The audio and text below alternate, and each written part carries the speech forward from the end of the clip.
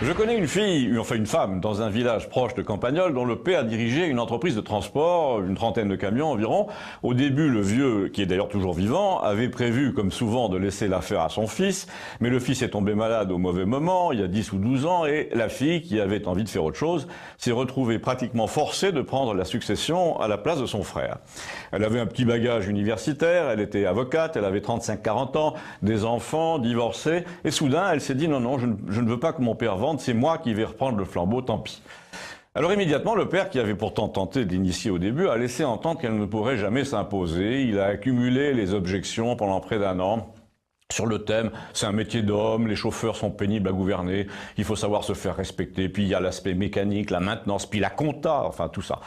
Et finalement, il a bel et bien cherché un repreneur, ce qui était assez cruel pour sa fille, ça représentait une humiliation, ça voulait dire « je préfère un étranger ». Et il pensait d'ailleurs l'avoir trouvé, mais le gars était un pauvre type, un escroc, plus ou moins de mèche d'ailleurs avec la concurrence, et qui a révélé une nature de faucheton. Alors comme le vieux était de plus en plus malade, et comme le marché n'était pas très favorable à la reprise de ce genre d'entreprise, il a laissé finalement les commandes à sa fille à la veille de son hospitalisation, mais à contre-cœur. Et ça, c'était il y a 10 ans.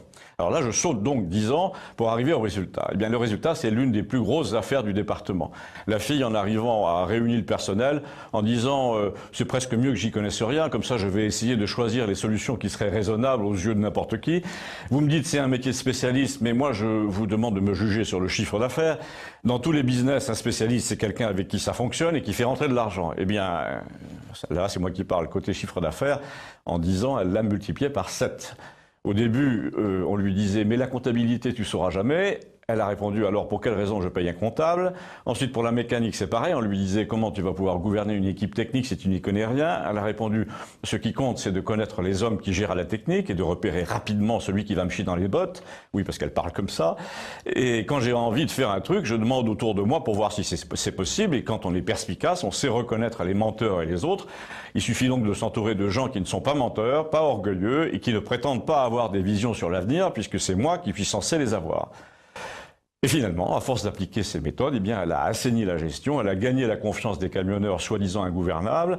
Son père, une fois guéri, a bien essayé de venir casser le moral des troupes en installant un bureau dans sa propre entreprise pour contrôler quand même, mais il s'est fait chasser par son personnel. Et quand les gens de son entreprise entendent dire qu'elle n'a pas assez de diplômes, elle répond que ceux qui ont des diplômes devraient être jugés au moins dans les affaires d'après l'argent qu'ils rapportent. Et quand on lui demande pour qui elle va voter, elle ne le dit pas, c'est bizarre. Mais vous avez peut-être une idée.